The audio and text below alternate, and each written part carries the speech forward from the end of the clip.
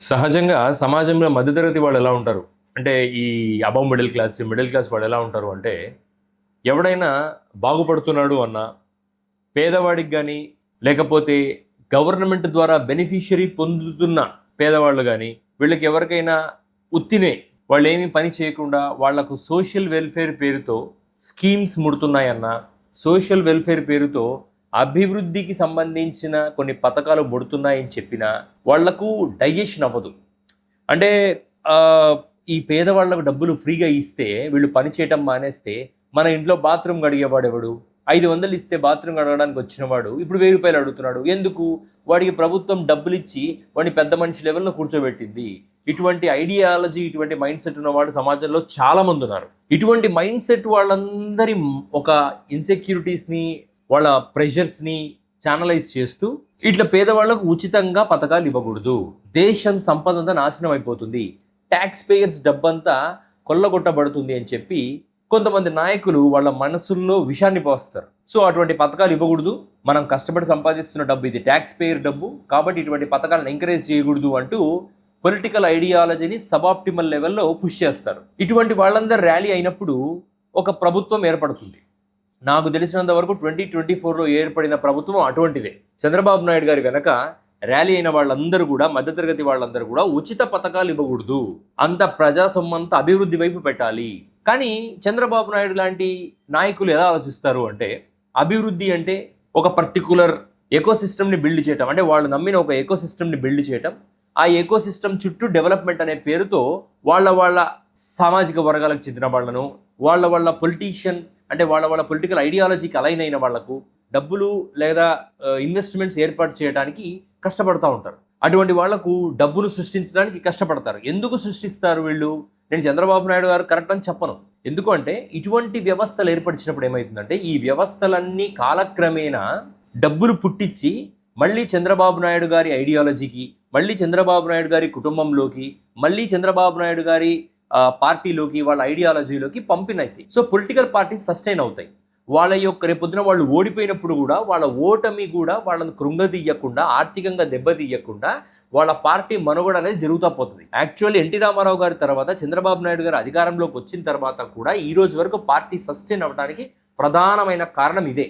ఏ party అయినా బతకాలంటే ఐడియాలజీతో పాటు డబ్బు అవసరం. ఆ డబ్బును సృష్టించడం చంద్రబాబు నాయుడు గారికి వెనతో పెట్టిన విద్య. డెవలప్మెంట్కి మాత్రమే కావాలి, సంక్షేమం వద్దు అన్న వాళ్ళందరికీ చెప్తున్న విషయం ఏంటంటే ఇదే. చూడండి, డెవలప్మెంట్ అంటే ఒక ప్రాంతం డెవలప్ అవుతుంది, ఆ ప్రాంతంలో కొంతమందే డెవలప్ అవుతారు, ఆ డెవలప్ అయిన వాళ్ళ డబ్బులు తీసుకెళ్లి మళ్ళీ అదే పార్టీలో ఇన్వెస్ట్మెంట్లుగా పెడతారు, రాజకీయంగా లబ్ధి పొందుతారు, మళ్ళీ ఈ సైకిల్ ఇలా కొనసాగుతుంది. ఫైనల్గా మీలాంటి వాళ్లకు, నాలాంటి వాళ్లకు జరిగేదంటూ ఏమి ఉండదు. మన ఊరికే టీవీలో న్యూస్ చూస్తాం, పేపర్లో రోజు కూర్చొని 5 రూపాయలు 10 రూపాయలు పెట్టి ఈనాడు పేపర్ తెప్పించుకొని చదువుకొని రామోజీరావుని కోటీశ్వరుని చేస్తాం, ఆ ఐడియాలజీని నమ్మి చంద్రబాబు నాయుడు గారిని అధికారంలో ఉంచుతాం. వీళ్ళిద్దరు ఇలా డబ్బులు సంపాదించి పెద్దవాళ్ళు అయిపోతారు. మనం మాత్రం అలాగే ఉంటాం, ఇలా వీడియోలు చేస్తూ నేను, చూస్తూ మీరు. ఇవన్నీ పక్కన పెడితే చంద్రబాబు నాయుడు గారి అత్యంత ప్రియమైన శిష్యుడు రేవంత్ రెడ్డి గారు. అసలు ఈయన చేస్తున్న రాజకీయం గురించి నేను మాట్లాడాలనుకుంటున్నానండి. రేవంత్ రెడ్డి గారు చేస్తున్న రాజకీయాలను చూస్తే నాకు చాలా ముచ్చటేస్తుంది. బీఆర్ఎస్కి, కాంగ్రెస్కి, రేవంత్ రెడ్డికి, కేటీఆర్కి, రేవంత్ రెడ్డికి, కేసీఆర్కి ఈ బంధాలు ఎలాగన్నా ఉంటారు. వాళ్ళు ఎలాగన్నా కొట్టుకుచావని, సో అధికారం కోసం వాళ్ళు కొట్టుకుంటూ ఉంటారు. కానీ నిజానికి రేవంత్ రెడ్డి చంద్రబాబు నాయుడు గారికి ఏం చేస్తున్నారు? తెలుగుదేశం పార్టీ కార్యకర్తలైనా, తెలుగుదేశం పార్టీ అభిమానులైనా సరే, ఆంధ్రప్రదేశ్ నుంచి హైదరాబాదుకు పోయి తెలంగాణలో డబ్బు సంపాదించుకొని కోట్లకు పడగలెత్తిన ఒక సామాజిక వర్గం వాళ్ళైనా సరే, వీళ్ళందరూ రీసెంట్గా జూబ్లీ హిల్స్ ఎలక్షన్లో రేవంత్ రెడ్డి గారి పార్టీని నిలబెట్టి వాళ్ళ యొక్క స్వామి భక్తిని, అంటే రేవంత్ రెడ్డి గారి యొక్క స్వామి భక్తిని చంద్రబాబు నాయుడు గారికి చాటుకుంటున్నారని నమ్మి తమ యొక్క స్వామి భక్తిని రేవంత్ రెడ్డి గారికి చాటుకున్నారు. తెలంగాణలో తెలంగాణవాదం గెలవలేదు, ఆంధ్రావాదం గెలిచింది. సో ఫస్ట్గా యాజ్ ఆంధ్రప్రదేశ్ వ్యక్తిగా నేను చాలా సంతోషపడుతున్నాను, అక్కడ కూడా మా వాళ్ళదే హవా అని. కానీ ఒక సామాజికవేత్తగా, ఒక సామాజికంగా అవేకెండ్ పర్సన్గా నేను బాధపడుతున్నాను. ఎందుకంటే తెలంగాణలో తెలంగాణ వాళ్ళకు ఆ స్పేస్ దొరకలేదు అని. సరే, ఈ విషయాన్ని పక్కన పెడితే రేవంత్ రెడ్డి గారి రాజకీయాలను మనం బాగా గమనిస్తే చంద్రబాబు నాయుడు గారి మీద ప్రేమ చూపిస్తూనే చంద్రబాబు నాయుడు గారి పొలిటికల్ ఐడియాలజీని ఎక్కడ వరకు ఉంచాలో అక్కడ వరకు ఉంచి, మిగిలిన ఒకవేళ తనకు అవసరమైన విధానాలను ముందుకు తీసుకెళ్లాలి అనుకుంటే ఏమాత్రం ఆలోచించకుండా ముందుకు తీసుకెళ్తున్నాడు రేవంత్ రెడ్డి గారు. నిజానికి జగన్మోహన్ రెడ్డి లాంటి వ్యక్తిని ఎదుర్కోవడానికి ఏ చిన్న లీక్ కూడా చంద్రబాబు నాయుడు గారి నుంచి విడుదల కాకూడదు. అలాంటిది మీరు గమనించారో లేదో, తెలంగాణ ప్రాంతం నుంచి, దట్టు హైదరాబాద్ నుంచి ఒక 2 ఇన్స్టెన్సెస్ ఇన్స్టాంట్గా చంద్రబాబు నాయుడు గారికి వ్యతిరేకంగా రేవంత్ రెడ్డి గారు 2 చాలా ప్రధానమైన లీక్స్ని ఆంధ్రప్రదేశ్ ప్రతిపక్షానికి ఇచ్చారని నేను అనుకుంటున్నాను. నెంబర్ 1, రాయలసీమ లిఫ్ట్ ఇరిగేషన్ గురించి అసెంబ్లీలో రేవంత్ రెడ్డి గారు, నేను చంద్రబాబు నాయుడు గారు క్లోజ్ డోర్ మీటింగ్లో రాయలసీమని ఆపితేనే తెలంగాణకు న్యాయం జరుగుతుంది, అప్పుడే నేను మీతో బైలాటరల్ డిస్కషన్ పెట్టుకుంటాను అని రేవంత్ రెడ్డి గారు చెప్పారు అని చెప్పి అసెంబ్లీ సాక్షిగా చెప్పారు. ఈ మాట మాట్లాడితే ఆంధ్రప్రదేశ్ ప్రతిపక్షం చంద్రబాబు నాయుడు గారిని తూర్పార పడుతుంది, రాయలసీమ ప్రాంతం చంద్రబాబు నాయుడుకు దూరం అవుతుంది అని రేవంత్ రెడ్డికి తెలియదా? తెలుసు. కానీ రేవంత్ రెడ్డి గారు ఇంటెన్షనల్గా ఆ మాటను అసెంబ్లీ సాక్షిగా మాట్లాడాడు. ఇక రెండవది, పుట్టా సుధాకర్ యాదవ్. ఈ పుట్టా సుధాకర్ యాదవ్ అనే వ్యక్తి డ్రగ్స్ తీసుకుంటున్నాడు అన్న విషయం తెలుసు. ఈ వ్యక్తి టీడీపీ ఎంపీ అని కూడా తెలుసు. ఈగిల్ టీం వెళ్ళినప్పుడు ఈ వ్యక్తిని తప్పించవచ్చు అనే అవకాశం కూడా ఉంది. నిజానికి రేవంత్ రెడ్డి గారు తలుచుకుంటే ఈ వ్యక్తిని తప్పించే అవకాశం ఉంది. కానీ తప్పించనివ్వకుండా ఈ పార్లమెంటేరియన్ని బుక్ చేయడంలో తెలంగాణ ప్రభుత్వానికి ఏ లాభం లేదు. ఇంకా నిజాన్ని చెప్పాలంటే ఆ పైలట్ రోహిత్ రెడ్డి అనే వ్యక్తిని బీఆర్ఎస్కి చెందిన వ్యక్తి, ఆ వ్యక్తిని మాత్రమే ట్రాప్ చేయొచ్చు. కానీ ఆ వ్యక్తినితో పాటు తెలుగుదేశం ఎంపీ అయిన పుట్టా ఈ మహేష్ యాదవ్ని కూడా ట్రాప్ చేశారు పోలీసులు, ఈగిల్ టీం. రేవంత్ రెడ్డి గారికి తెలియకుండా ఇంత పెద్ద స్టింగ్ ఆపరేషన్ జరగదు. ఈ స్టింగ్ ఆపరేషన్లో పుట్టా మహేష్ యాదవ్ బయటికి రావడము, ఆ బయటికి వచ్చిన పుట్టా మహేష్ యాదవ్ యూరిన్ శాంపిల్స్లో యూరిన్ బదులు వాటర్ ఇచ్చాడన్న విషయాలను లీక్ చేయటము, అతని బ్లడ్ శాంపిల్ పాజిటివ్ ఉందని తెలియటము. అంటే తెలంగాణ ప్రభుత్వం చేతిలో అవకాశం ఉన్నా కూడా they intentionally Putta Mahesh Yadav on the platform.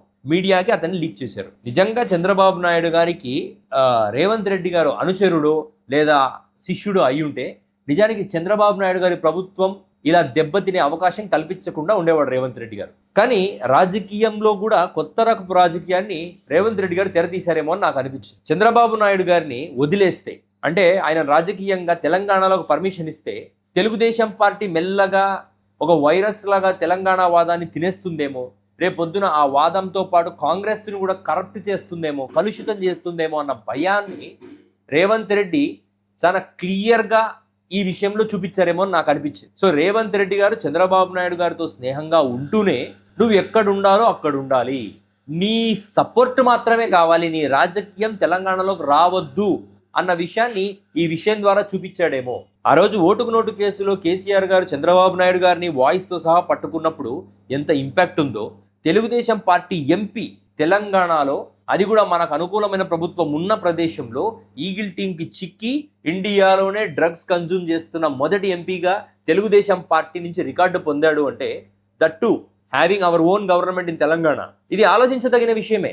ఎందుకంటే రేవంత్ రెడ్డి గారికి తెలియకుండా ఇంత పెద్ద స్టింగ్ ఆపరేషన్ జరుగుతుందని నేనైతే అనుకోను. So this is how Revanth Reddy గారి రాజకీయం ఈస్. రేవంత్ రెడ్డి గారు at the end of the day, నేను రాజకీయ నాయకుడినే, నాకు ఏ రాజకీయ గురువులు ఉన్నా నేను రాజకీయ నాయకుడినే, నాకు నా పదవి, నాకు నా పార్టీ, నాకు నా ప్రాంతం ఇంపార్టెంట్ అనుకున్నప్పుడు చంద్రబాబు నాయుడు గారిని ఇసిరి అవతల పారడానికి ఏమాత్రం ఆలోచించలేదు రేవంత్ రెడ్డి గారు. ఈ విషయంలో ఇటువంటి పాలిటిక్స్ని కూడా నేనైతే రేవంత్ రెడ్డి గారి దగ్గర నుంచి ఈ రేంజ్ పాలిటిక్స్ ఎక్స్పెక్ట్ చేయలేదు. మనకు అనుకూలమైన ప్రభుత్వం ఉన్నప్పుడు దానికి సపోర్ట్ చేస్తా, ఏది జరిగినా సపోర్ట్ చేయాలి అన్న ఒక లూప్ నుంచి బయటికి వచ్చి, ఒకవేళ ఆ తప్పు ఆ పార్టీని కట్టడి చేస్తుంది అనుకుంటే ఆ తప్పుని ఎక్స్పోజ్ చేయడమే రైట్ అని తెలిసిన వాడు రేవంత్ రెడ్డి. ఇటు పక్కన జగన్మోహన్ రెడ్డి లాంటి ఒక తిమింగళం కూర్చొని ఏ చిన్న విషయాన్ని కూడా వదిలిపెట్టుకోకుండా పట్టుకొని నమిలేస్తున్న ఈ తిమింగళం ఉందని తెలిసినా కూడా రేవంత్ రెడ్డి ఆ విషయాన్ని ప్రజల ముందు పెట్టడానికి యాక్సెప్టెన్స్ ఇచ్చాడు అంటే, చంద్రబాబు నాయుడు గారు నేను ఒక సలహా ఇస్తున్నా, రేవంత్ రెడ్డిని నమ్మి మీరు రాజకీయాలు చేస్తే మాత్రం అది ఒక డిఫరెంట్ లెవెల్ అయిపోతుంది. సో రాజకీయాలు చేయండి, మన అనుచరుడే కదా అని చెప్పి స్నేహాన్ని అడ్డం పెట్టుకొని ఇష్టం వచ్చినట్టు రాజకీయం చేస్తాను, ప్రాంతీయవాదాన్ని పక్కన పెట్టి తెలంగాణ వాదాన్ని పక్కన పెట్టి రేవంత్ రెడ్డి లాంటి వాళ్ళు నాకు పని చేస్తారు అని ఒకవేళ మీరు నమ్మితే మాత్రం Revanth Reddy is not the right choice అని రేవంత్ రెడ్డి గారు ఈసారి ప్రూవ్ చేసుకున్నారు. మళ్ళీ ఆలోచించుకోండి చంద్రబాబు నాయుడు గారు.